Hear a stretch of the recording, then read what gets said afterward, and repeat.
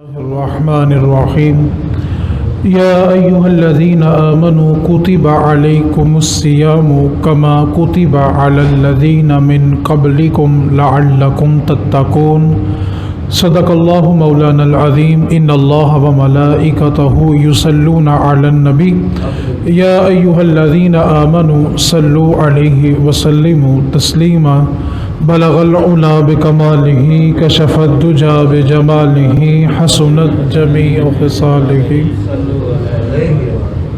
اللہ رب العزت جل مجدہ الکریم کا بے پناہ فضل، اس کا احسان کہ اس نے ہم سبھی کو ایک بار پھر سے دین سمجھنے کی توفیق عطا فرمائی۔ اللہ تعالی ہم سبھی کا آنا جانا اپنی بلند اور پاک بارگاہ میں قبول و منظور فرمائے۔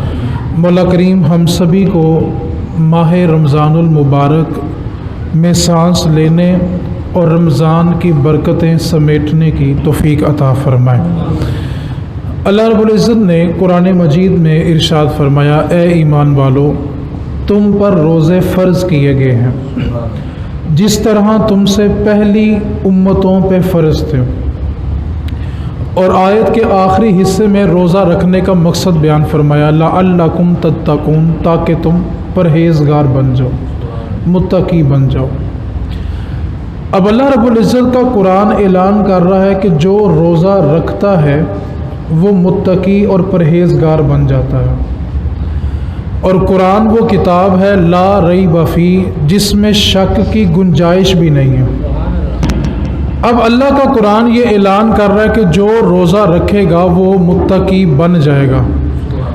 لیکن ہم جب معاشرے میں نظر دوڑاتے ہیں تو ایک بندہ 10 سال سے، کوئی 20 سال سے، کوئی 30، کوئی 40، کوئی 50 سال سے روزے رکھ رہا ہے، لیکن 50 سال روزے رکھنے کے باوجود وہ متقی نہیں بنتا، وہ پرہیزگار نہیں بنتا، گناہوں سے نہیں بچتا، جبکہ اللہ کا قرآن کہہ رہا ہے کہ جو روزہ رکھے گا وہ متقی اور پرہیزگار بن جائے گا۔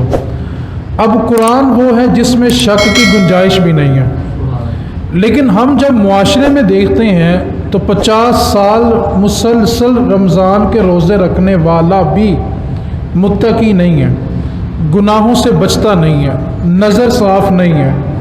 تو اس کی وجہ کیا ہے؟ قرآن میں تو شک کی گنجائش بھی نہیں ہے۔ اس کی وجہ یہ ہے کہ اگر ہم کسی ڈاکٹر کے پاس جاتے ہیں، ڈاکٹر ایک ٹیسٹ کرتا ہے، ٹیسٹ کرنے کے بعد وہ کہتا ہے کہ جی آپ کو فلاں مرض ہے، اب وہ اس مرض کے مطابق دوائی لکھ کر دیتا ہے کہ آپ نے یہ دوائی 1 مہینے تک استعمال کرنی ہے، اور ساتھ وہ یہ لکھ کر دیتا ہے کہ آپ نے ان چیزوں سے پرہیز بھی کرنا ہے، یہ دوائی بھی کھانی ہے اور ان کاموں سے پرہیز بھی کرنا ہے۔ اب وہ مریض دوائی لے کر آتا ہے، پورا مہینہ بلا ناغہ صبح و شام دوائی کھاتا ہے، لیکن ان چیزوں سے پرہیز نہیں کرتا جس سے ڈاکٹر نے پرہیز کرنے کے لیے کہا تھا۔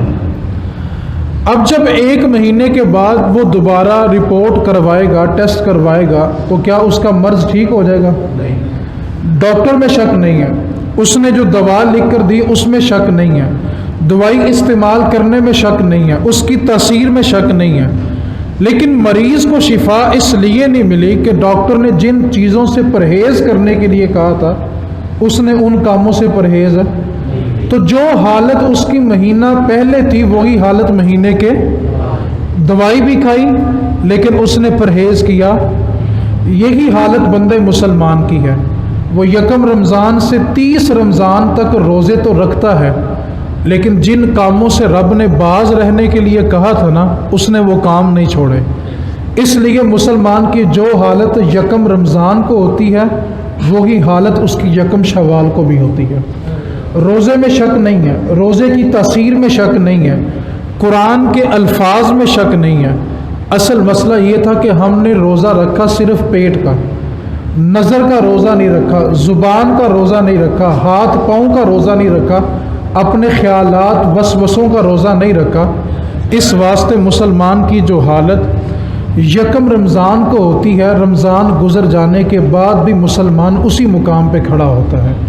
ایک روزہ وہ اس طرح رکھے، ایک رمضان وہ اس طرح گزارے کہ روزہ بھی رکھے اور پرہیز بھی کرے، تو پھر یکم شوال کو وہ خود نہیں بولے گا، اس کا کردار بتائے گا کہ مسلمان نے رمضان گزارا ہے۔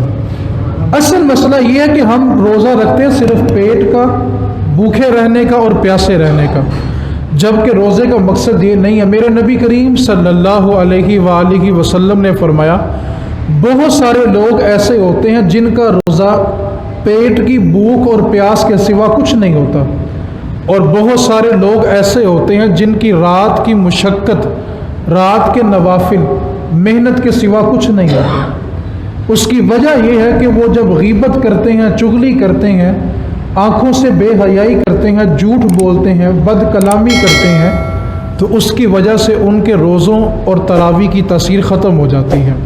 میں ایک حدیث پاک سنا کے اپنے موضوع کو آگے بڑھاتا ہوں۔ نبی کریم صلی اللہ علیہ وسلم نے ایک دن مدینہ المنورہ میں حکم دیا کہ آج سارے اہل مدینہ روزہ رکھیں، اور جب تک میں حکم نہ دوں روزہ کھولنا نہیں ہے۔ حضرت انس بن مالک رضی اللہ تعالیٰ عنہ کہتے ہیں کہ ہم نے روزہ رکھا اور ابھی افطار کا وقت ہونے والا تھا کہ ایک صحابی رسول اللہ کی مجلس میں حاضر ہو گئے، آ کر عرض کیا یا رسول اللہ ہم نے آپ کے کہنے پہ روزہ رکھا ہے، اور آپ کا حکم تھا کہ جب تک مجھ سے اجازت نہ لو روزہ کھولنا نہیں ہے۔ تو مدینے کی ایک بستی میں دو خواتین ایسی ہیں جنہوں نے آپ کے کہنے پہ روزہ رکھا ہے، اب وہ روزہ کھولنے کی اجازت مانگ رہی ہیں۔ تو میرے نبی کریم صلی اللہ علیہ وسلم نے اس صحابی سے کہا وہ عورتیں روزہ کھولنے کی اجازت کیوں مانگتی ہیں، وہ تو روزہ صبح کا کھول چکی ہیں۔ اب اس صحابی نے حضور کا یہ پیغام سنا اور ان خواتین کے پاس گئے اور جا کر حضور کا پیغام سنایا کہ حضور فرما رہے ہیں کہ تم تو روزہ صبح کا کھول چکی ہو، مجھ سے اجازت کس چیز کی مانگتی ہو؟ تو ان عورتوں نے رونا شروع کر دیا اور قسم کھائی کہ ہم نے صبح سے کچھ کھایا بھی نہیں، کچھ پیا بھی نہیں، اور اپنے مردوں سے بھی دور رہی ہیں، تو ہمارا روزہ کیسے کھل گیا؟ اب اس صحابی نے آ کے پھر نبی کریم صلی اللہ علیہ وسلم کی بارگاہ میں عرض کی یا رسول اللہ وہ تو کہہ رہی ہیں ہم نے کچھ کھایا بھی نہیں، کچھ پیا بھی نہیں، تو ہمارا روزہ کیسے ٹوٹ گیا؟ تو نبی کریم صلی اللہ علیہ وسلم نے فرمایا کہ ان کو بارگاہ رسالت میں لایا جائے۔ اب وہ خواتین پردہ کر کے حضور کی بارگاہ میں حاضر ہوئی اور نبی کریم صلی اللہ علیہ وسلم نے صحابی کو حکم دیا کہ 2 پیالے مٹی کے پیش کیے جائیں۔ مٹی کے 2 پیالے لائے گئے تو حضور نے کہا کہ دونوں کو ایک ایک پیالہ دے دو۔ جب ان کو پیالہ دیا گیا تو حضور نے حکم دیا کہ تم اپنے حلق میں انگلی اتارو اور قے کرو۔ جب ان عورتوں نے اپنے حلق میں انگلی اتاری اور قے کی تو ان خاتون کے اندر سے انسان کا گوشت بونا ہوا نکلا، خون کے اور گوشت کے لوتھڑے نکلے۔ تو خواتین نے چیخیں ماری کہ ہم نے واللہ کسی انسان کا گوشت نہیں کھایا، تو ہمارے اندر سے یہ انسان کا گوشت بونا ہوا کیسے نکلا؟ تو نبی کریم صلی اللہ علیہ وسلم نے فرمایا کہ کیا تم نے رب کا قرآن نہیں پڑھا؟ اللہ فرماتا ہے کہ جو کسی مسلمان کی غیبت کرتا ہے وہ ایسے ہی ہے جیسے مسلمان بھائی کا گوشت کھا رہا ہے۔ ہم سمجھتے ہیں کہ ہم بھوکے رہیں، پیاسے رہیں تو ہم نے رمضان کے تقاضے پورے کر دیے۔ روزہ صرف بھوک اور پیاس کا نام نہیں ہے، یہ آنکھ کا کام بھی ہے، زبان کو روکنے کا بھی کام ہے، کانوں کو غیبت سننے سے روکنے کا بھی کام ہے۔ پھر دیکھیں جب مسلمان رمضان گزارے گا تو اس کے عمل سے نظر آئے گا کہ یہی وہ مسلمان ہیں جنہوں نے رمضان گزارا ہے۔ ہمارے ہاں رمضان شروع ہوتا ہے تو ہم مسلمان چیزیں مہنگی کر کے اور 5 وقت کی نماز مسجد میں آ کے جماعت سے پڑھتے ہیں، مسلمانوں کو اذیت دے کے، اور ہم سجدوں میں آ کے رب کو تلاش کر رہے ہوتے ہیں۔ اس واسطے رمضان اس طرح گزاریں کہ رمضان بھی ہم سے خوش ہو کے جائے۔ تھوڑی سی توجہ کریں گے تو مثال بڑی آسان ہے، سمجھ آنے والی ہے۔ آپ میں سے سب کا کسی نہ کسی معاملے میں کوئی استاد ہوگا جو کسی کے معتقد ہیں یا کسی کی بیعت کی ہوگی، وہ کسی کے مرید ہوں گے، یا آپ میں سے کوئی شخص کسی عالم دین سے بڑی محبت کرتا ہوگا، اس کو توجہ سے سنتا ہوگا، اس سے پیار کرتا ہوگا۔ اگر وہ شخص آپ کے گھر میں آ جائے تو آپ اس کا استقبال کیسے کریں گے؟ اس کے آنے سے پہلے گھر کی صفائی ہوگی، بولے تو صحیح۔ گھر میں جو سب سے اچھی جگہ ہوگی بیٹھنے کے لیے وہاں پر اس مہمان کو، بولے تو صحیح۔ اپنی طاقت کے مطابق جتنی جس کی استطاعت ہے اچھے سے اچھا کھانا، اور جب وہ کھانا کھا لے گا تو اس کے بعد پھر پوچھیں گے آپ کو کچھ اور تو نہیں چاہیے؟ وہ بندہ کھا رہا ہوتا ہے، پھر ہم پوچھتے ہیں یار آپ کو کسی اور چیز کی ضرورت تو نہیں ہے۔ پھر جب وہ مہمان رخصت ہونے لگتا ہے تو ہم محبت میں، عقیدت میں کوئی نہ کوئی تحفہ بھی پیش کر دیتے ہیں۔ یہ وہ مہمان تھا جس سے ہم پیار کرتے تھے، جس سے ہماری محبت تھی۔ اب تھوڑی سی توجہ فرمائیے گا، رمضان اللہ کا مہمان ہے، سبحان اللہ۔ ہم نے اس مہمان کا استقبال کیسے کرنا ہے؟ ہمارا دنیاوی مہمان ہو تو ہم اس کے آگے پیچھے بھاگتے ہیں، اس کی خدمت میں کوئی کسر نہیں چھوڑتے کہ جانے کے بعد مہمان کے دل میں یہ ملال نہ رہے کہ میں گیا تھا اور اس نے میری خدمت نہیں کی۔ اور اگر ہمارا استاد فون کر کے کہے کہ بھئی میرا فلاں مہمان آ رہا ہے، اس کی خدمت کرنی ہے، ہمارے پیر صاحب کہتے ہیں میرا فلاں مہمان آ رہا ہے، تم نے اس کی خدمت کرنی ہے، تو ہم اس مہمان کے آگے پیچھے دائیں بائیں بھاگتے ہیں کہ اس کی خدمت میں کوئی کمی نہ رہ جائے، کہیں یہ نہ ہو کہ یہ واپسی جا کے استاد کو کہہ دے کہ جی میں آپ کے شاگرد کے گھر تو گیا تھا لیکن اس نے میری خدمت نہیں کی۔ اب تھوڑی توجہ فرمائیے گا، رمضان نے پلٹ کے اللہ کی بارگاہ میں جانا ہے، یہ آیا بھی اللہ کی طرف سے ہے اور اس نے جانا بھی اللہ کی طرف سے ہے۔ اور اب حدیث پاک سنیں، رمضان جا کر بتاتا ہے کہ اللہ تیرے فلاں بندے نے میری کیا خدمت کی ہے اور تیرے فلاں بندے نے میری کیا توہین کی ہے۔ یہ اللہ کا مہمان ہے ہمارے ہاں۔ میں ایک مثال اور واضح کر دوں پھر آپ سب سمجھ جائیں گے ہم مہمان کے آگے کیسے گھومتے پھرتے ہیں۔ کسی گھر میں بیٹے یا بیٹی کا رشتہ کیا ہو نا اور ابھی شادی نہ ہوئی ہو اور اس کے سسرال والے گھر میں آ جائیں تو ہم گھر کی نکروں سے بھی نا مٹی نکالتے ہیں کہ ان کو چھوٹا سا بھی ایسا پوائنٹ نہ مل جائے جس کی وجہ سے کل کو ہماری بیٹی کو یا بیٹے کو بات سننی پڑے۔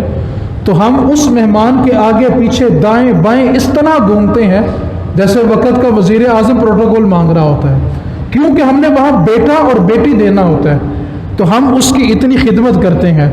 تو جس مہمان کو بھیجنے والا رب ہو اور جس مہمان نے پلٹ کے رب کے پاس جانا ہو، ہم اس مہمان کا استقبال کیسے کرتے ہیں؟ آئیں نبی کریم صلی اللہ علیہ وسلم سے پوچھتے ہیں استقبال کیسے کرنا ہے، استقبال رمضان کیا ہوتا ہے۔ نبی کریم صلی اللہ علیہ وسلم نے ارشاد فرمایا، سبحان اللہ ما تستقبلون وما ذا یستقبلکم، بہکی شعب ایمان کی حدیث پاک ہے۔ نبی کریم صلی اللہ علیہ وسلم نے فرمایا صحابہ سے، ما تستقبلون، کتنی اچھی چیز کا تم استقبال کر رہے ہو، کتنی اچھی چیز کا تم استقبال کر رہے ہو، وما ذا یستقبلکم، اور رمضان کی نعمتیں تمہارا استقبال کر رہی ہیں۔ بندہ رمضان کا استقبال کرتا ہے تو رمضان میں ہونے والی برکتیں اور نعمتیں امت مصطفیٰ کا استقبال کرتی ہیں۔ اور کیسا استقبال کرتی ہیں؟ حدیث پاک سنیں، آپ کا ایمان وجد کرے گا۔ نبی کریم صلی اللہ علیہ وسلم نے فرمایا، اللہ تعالیٰ نے مجھے 5 چیزیں ایسی دی ہیں، رمضان کے بارے میں مجھے 5 چیزیں ایسی دی ہیں جو مجھ سے پہلے کسی نبی کو نہیں ملی۔ اللہ نے 5 چیزیں میری امت کو ایسی دی ہیں جو مجھ سے پہلے اور کسی نبی کی امت کو نہیں ملی۔ اب آپ توجہ سے سنیے گا کہ رمضان ہے کیا۔ پہلی چیز ان 5 چیزوں میں سے نبی کریم صلی اللہ علیہ وسلم نے ارشاد فرمایا، جب رمضان کا چاند نظر آ جاتا ہے، رمضان کی پہلی رات ہوتی ہے، تو اللہ تعالیٰ بندوں کی طرف رحمت کی نظر سے دیکھتا ہے۔ اللہ محبت کے ساتھ بندوں کی طرف دیکھتا ہے۔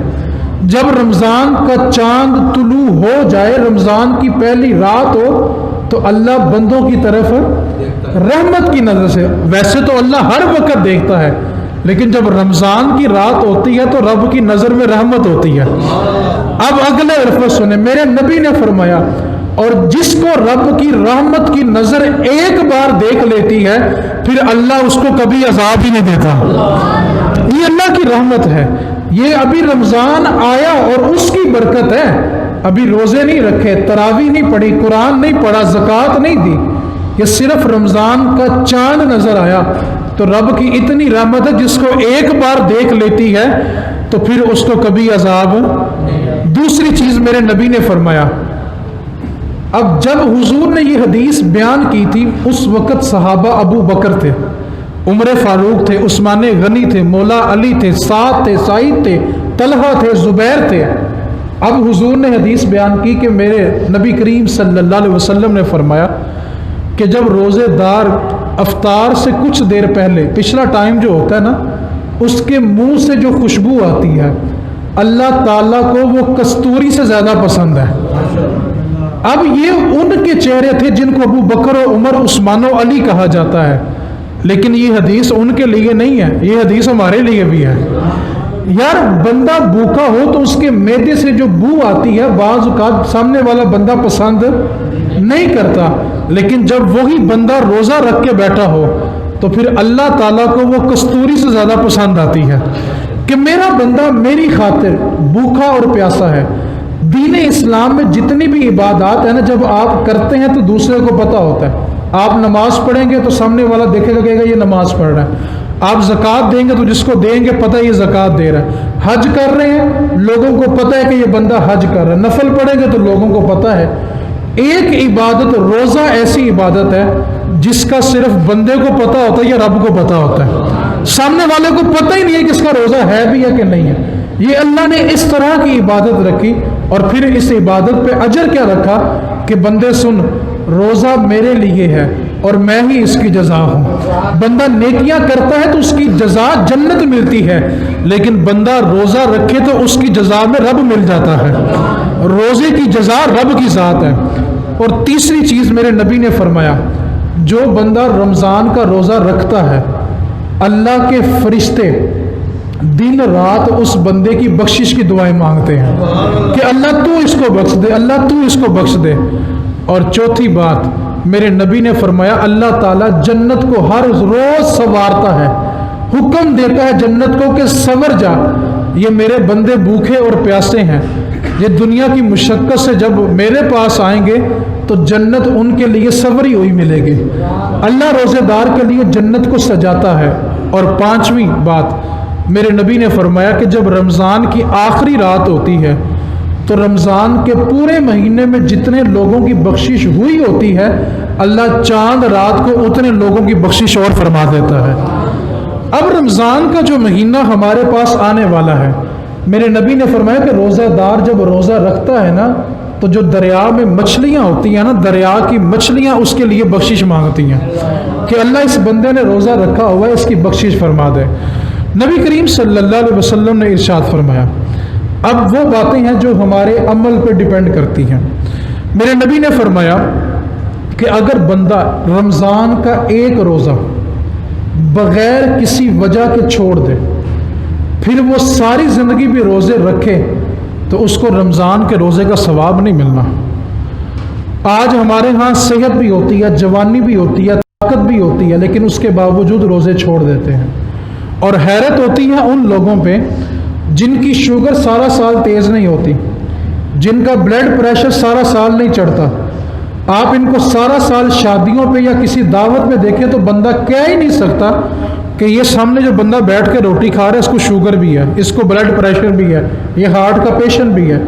سارا سال وہ کھل کے کھاتا ہے، کھل کے پیتا ہے، لیکن جیسے رمضان کا چاند نظر آتا ہے تو اس کی شوگر چڑھ جاتی ہے، بلڈ پریشر چڑھ جاتا ہے۔ ایک بات کو یاد رکھیں، میرے نبی نے فرمایا جس نے رمضان کا ایک روزہ جان بوجھ کے چھوڑ دیا پھر وہ ساری زندگی پہ روزے رکھے تو اس کو ثواب نہیں ملنا۔ ہم اللہ کے مہمان کے ساتھ دھوکہ کیوں کر رہے ہیں؟ شوگر اتنی نہیں ہوتی کہ بندہ بھوکا رہ ہی نہ سکے، لیکن اس کے باوجود جان بوجھ کے روزے چھوڑے جاتے ہیں۔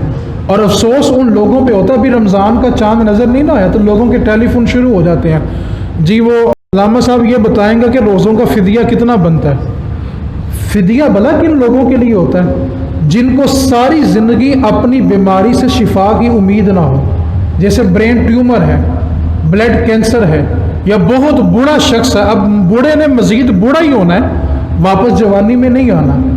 فدیہ صرف وہ بندہ دے سکتا ہے جس کو اپنی بیماری سے شفا کی امید نہ ہو۔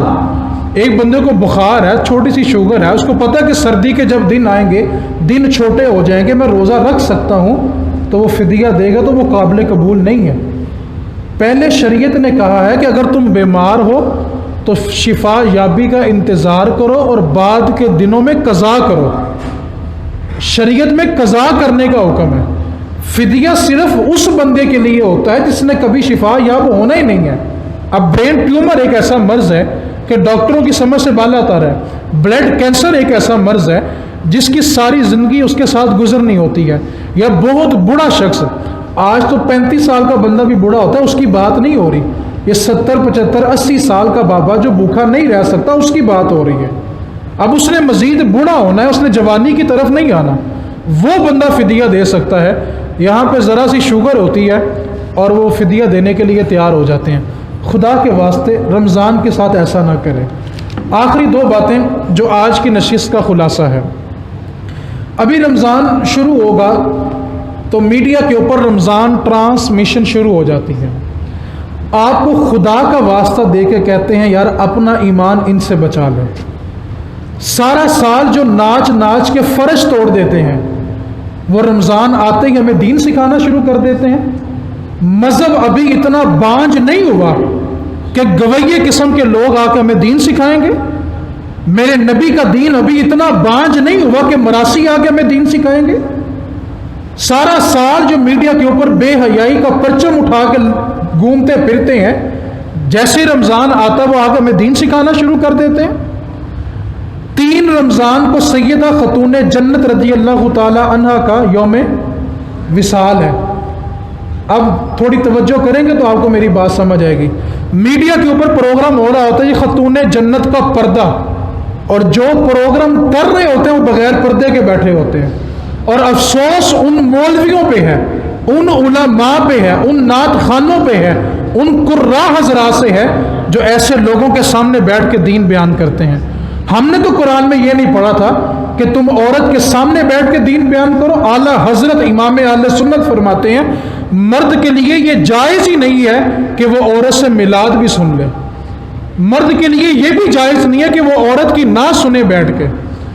علامہ صاحب بے پردہ خاتون کے سامنے بیٹھ کے سیدہ فاطمہ کا پردہ بیان کر رہے ہیں۔ قرآن نے تو یہ حکم دیا تھا کہ جہاں برائی نظر آئے اس کو منع کرو، اور یہ بے پردہ خاتون کے سامنے بیٹھ کے دین بیان کر رہے ہیں۔ ہم سمجھتے ہیں یہ چھوٹی سی مسجد، یہ چھوٹا سا مولوی یہ کیا بات کرے گا۔ کتنے بڑے بڑے مولوی میڈیا پہ آتے ہیں۔ ایک بات کو یاد رکھیں، بڑا وہ نہیں ہوتا جو ٹی وی پہ آتا ہے، بڑا وہ ہوتا ہے جو اللہ سے زیادہ ڈر جاتا ہے۔ ٹی وی پہ آنے سے بندہ بڑا نہیں ہو جاتا، میرے نبی کے دین پہ عمل کرنے والا بڑا ہوتا ہے۔ حضرت عبداللہ ابن مسعود رضی اللہ تعالی عنہ نے فرمایا کہ بڑا عالم وہ نہیں ہوتا جو باتیں زیادہ کرتا ہے۔ آپ فرماتے ہیں تم اللہ کا قرآن نہیں پڑھتے، انما یخشی اللہ من عبادہ العلماء، بڑا عالم وہ ہوتا ہے جو اپنے رب سے زیادہ ڈرتا ہے۔ بے پردہ خاتون سارا سال ناچ ناچ کے فرش توڑنے والے گویے قسم کے لوگ آ کے رمضان میں دین سکھا رہے ہوتے ہیں۔ ہمیں اعتراض نہیں ہے، آپ دین سکھائیں، لیکن پہلے توبہ کریں، اور یہ توبہ کریں کہ ہم رمضان کے آنے سے پہلے توبہ کرتے ہیں کہ جس زبان سے قرآن پڑھیں گے، جس زبان سے حدیث پڑھیں گے، پھر سارا سال اس زبان سے گانے نہیں گائیں گے۔ آپ توبہ کریں، ہمیں آپ پہ کوئی اعتراض نہیں ہے، لیکن ہمارے لیے دلیل کوئی مفتی نہیں ہے کہ دیکھیں جی فلاں مفتی صاحب بھی تو بیٹھ کے وہاں پہ تبلیغ کر رہے تھے نا۔ ہمارے لیے دلیل اللہ کا قرآن ہے اور مصطفیٰ کا فرمان ہے۔ یہ بڑے مفتی ہونا ہمارے لیے کوئی دلیل نہیں ہے۔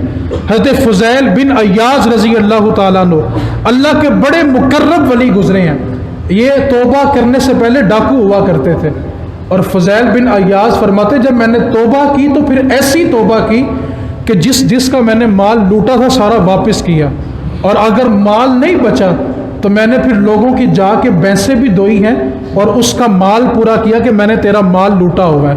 اور فضیل بن عیاض فرماتے جب میں ڈاکو تھا تو کبھی کبھی زندگی میں چھپ چھپ کے جمعہ پڑھ لیا کرتا تھا، لیکن جب میں نے اللہ کی بارگاہ میں توبہ کی تو پھر ایسی توبہ کی کہ جس امام کے پیچھے میں جمعہ پڑھا کرتا تھا نا اسی نے میرے ہاتھ پر آ کر بیعت بھی کی تھی۔ آپ توبہ کریں، ایسی توبہ کریں کہ ہم آج کے بعد گانے نہیں گائیں گے۔ افسوس ہوتا ہے ان لوگوں کے اوپر کہ عورتوں کے جسم برہنہ ہیں، دوپٹے گلوں میں ہیں، میک اپ کیے ہوئے ہیں، اور وہاں علامہ صاحب بیٹھ کے تبلیغ کرے سیدہ فاطمہ کا پردہ یوں تھا، اس کو یہ نہ بتا کہ سیدہ فاطمہ کا پردہ یہ تھا، بلکہ تو اس کو یہ تبلیغ کر کے پہلے تو اپنا پردہ ٹھیک کر، پھر سیدہ فاطمہ زہرا کی بات کر۔ اور اللہ ماشاءاللہ جب تک یہ رمضان ٹرانسمیشن نہیں تھی نا، جو بزرگ ہیں جو میرے سے بڑے ہیں میری بات کی گواہی بھی دیں گے، لوگ افطار کے وقت نا دسترخوان پہ بیٹھ کے یوں دعائیں مانگا کرتے تھے، چھوٹے چھوٹے بچے دعائیں مانگا کرتے تھے اللہ ہمارے روزے قبول کر لے۔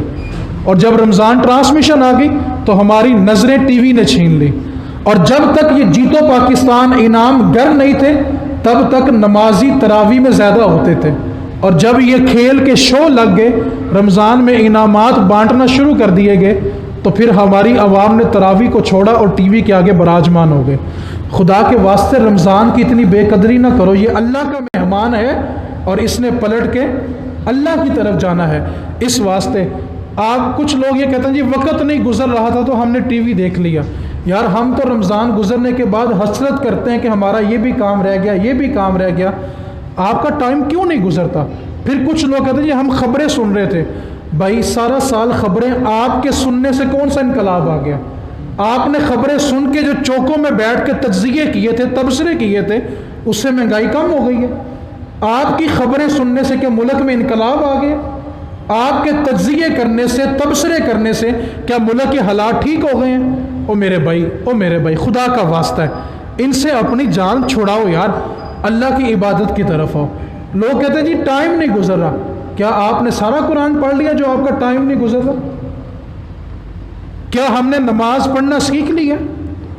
میں معذرت چاہتا ہوں اپنے بزرگوں سے، میری بات کا برا نہ منائیے گا، 70 سال عمر ہوتی ہے لیکن نماز کے 7 فرض نہیں آتے، 70 سال عمر ہوتی ہے نماز کی 6 شرائط نہیں آتی۔ ہم کیسے کہہ دیتے ہیں کہ بھئی وقت نہیں گزر رہا؟ آپ نے سارا قرآن پڑھ لیا، ساری حدیثیں پڑھ لی ہیں، آپ نے سارا نوافل پڑھ لی ہیں جنت میں جانے کے لیے، آپ نے استغفار ساری کر لی جو آپ کا ٹائم نہیں گزرتا۔ میرے نبی کا فرمان یاد رکھیں، فرمایا بدبخت ہے وہ شخص جس کی زندگی میں رمضان آیا اور اس نے اپنی بخشش نہیں کروائی، بد نصیب ہے وہ شخص۔ آپ فیصلہ کریں رمضان ٹرانسمیشن دیکھنے سے ہماری بخشش ہونی ہے؟ احساس کریں یار، ٹی وی کے آگے ماں بھی بیٹھی ہے، باپ بھی بیٹھا ہے، بچے بھی بیٹھے ہیں، ایک بندہ بھی اٹھ کے تراویح نہیں پڑھتا۔ آپ سے میرا ایک سوال ہے، سب سے، میری بات کا آپ نے برا نہیں ماننا، ہمارے گھر کی خواتین پوری 20 تراویحیں پڑھتی ہیں، تو ہم کس گمان میں گھوم رہے ہیں؟ ہم رمضان گزار رہے ہیں؟ خدا کے واسطے ٹی وی بند کرو اور عورتوں کو مصلے پہ کھڑا کرو۔ ہم کہتے ہیں گھروں میں برکت نہیں ہے، تو گھروں میں نحوست لانے والے بھی تو ہم لوگ ہیں نا۔ پھر مساجد میں اللہ کا قرآن پڑھا جا رہا ہوتا ہے اور مسجد کے پڑوس میں ٹی وی کے اوپر انعام گھر دیکھے جا رہے ہوتے ہیں، اور ایسا بدبخت بندہ ہے جب انعام گھر کرنے والا، جب اس سے کہا گیا کہ تم مردوں عورتوں کو اکٹھا کر کے رمضان کی بے حرمتی کرتا ہے، تو کہتا ہے حج کے موقع پہ بھی تو اکٹھے ہوتے ہیں نا، ڈوب کے مر نہیں جاتے یہ گویے قسم کے لوگ؟ اپنی بے حیائی کو اٹھا کے حج کے اجتماع سے جوڑتا ہے۔ حج کا مقام وہ حج کا مقام ہوتا ہے جہاں بندے کو گناہ کا تصور بھی نہیں ہوتا، بندہ اپنے گناہوں سے کانپ رہا ہوتا ہے، اللہ تو مجھے معاف کر دے۔ احساس کریں، یہ رمضان ٹرانسمیشنوں کے ڈرامے بند کریں یار۔ آپ کیوں نہیں سمجھتے کہ یہ گوروں کی پوری سازش ہے کہ افطار کے وقت ہمیں ان کاموں میں لگا دیا؟ میرے نبی کی حدیث پاک کیوں بھول جاتے؟ میرے نبی نے فرمایا کہ افطار کے وقت روزے دار اللہ سے جو دعا مانگتا ہے اللہ اس کی دعا کو قبول کرتا ہے، اور ہم کیا کر رہے ہوتے ہیں؟ ہم رمضان ٹرانسمیشن دیکھ رہے ہوتے ہیں، تراویح چھوڑ کے، اللہ کا قرآن سننا چھوڑ کے ہم رمضان ٹرانسمیشن دیکھ رہے ہوتے ہیں۔